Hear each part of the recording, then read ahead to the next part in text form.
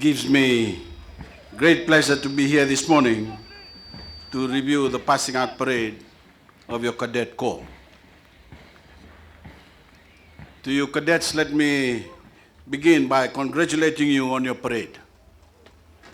I also want to tell you that I've been showered with accolades before, but the performance you showed this morning was without doubt the best I've seen.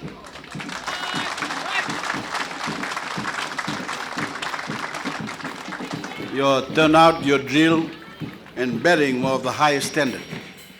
You, your families, and your instructors should be very proud about the precision and discipline of your performance. Well done, congratulations. You are part of a long tradition that spans back to 1952, the longest history of cadet passing out in Fiji. You joined the ranks of more than 12,000 cadets who have gone before you over the past 62 years. They have created a very strong legacy here at the school that you are now a part of. However, today, you enjoy the distinction of being the largest cadet class ever at Natabua, standing at 1,102, and I have to say, you make a very impressive sight.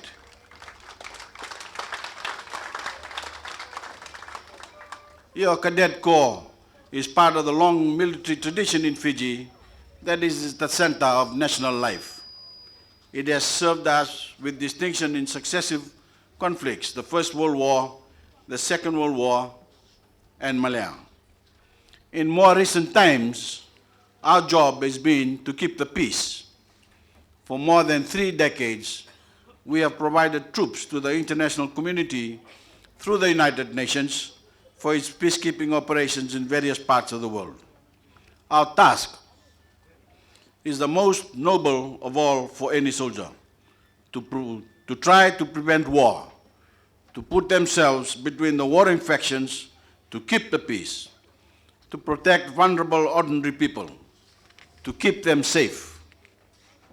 Today, I ask that we all take a moment to think of our brave men and women in uniform who are serving overseas and pray for their continuing safety.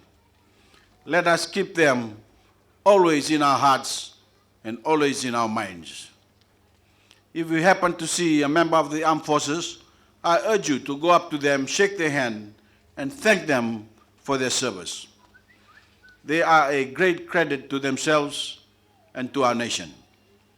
They are doing us proud in the Golan Heights, in Sinai, in Iraq, in Sudan. There are currently more than 1,000 of them overseas, serving Fiji and serving the world.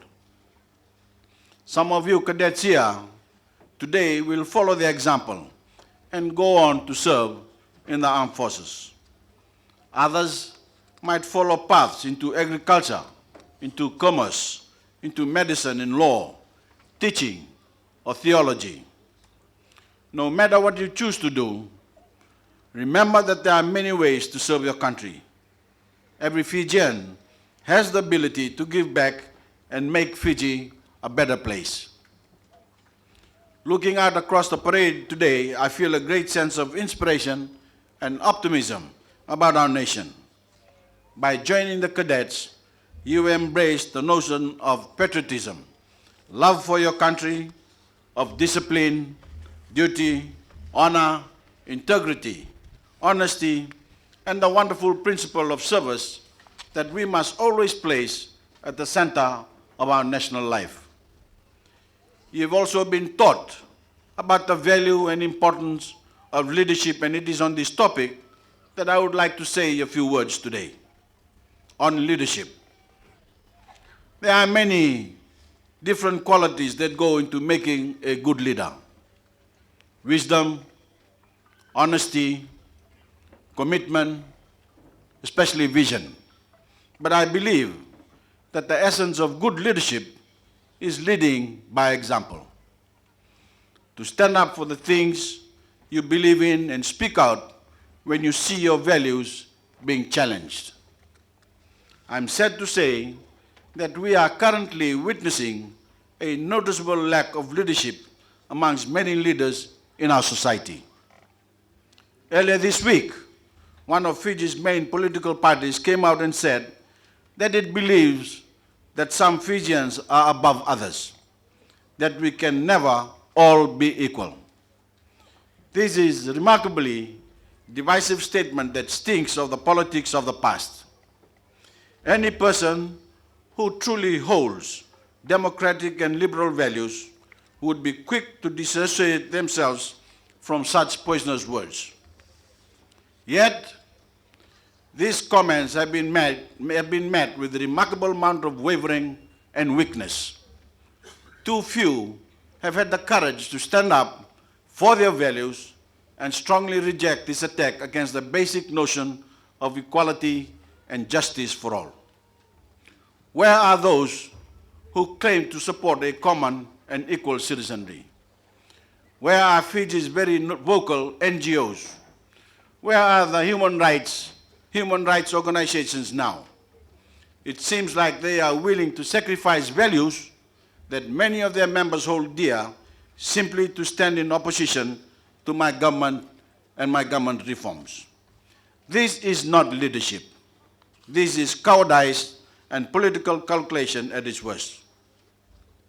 Well, unlike them, I am proud to say that the Fijian Constitution declares everyone a Fijian, giving us all a common name and a common identity for the first time, strengthening our sense of unity and belonging while recognizing the special place of the indigenous peoples of Fiji. I am proud to say to all of you here today that as far as I'm concerned, no one is an outsider in the new Fiji. We all belong. We are all Fijian. I am the Prime Minister for all Fijians.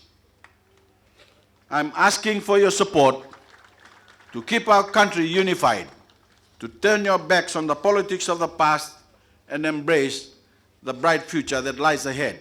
If we can stay unified and focused, if we can work together, hand in hand, to make Fiji great.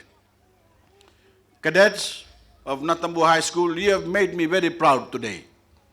You have made your RFMF instructors very proud today. You have made your parents and teachers very proud today. You are a great credit to your school and a great credit to our nation. Over the past 13 weeks, you have learned about yourselves, about your strengths and weaknesses, and about important values like discipline, like honor and honesty.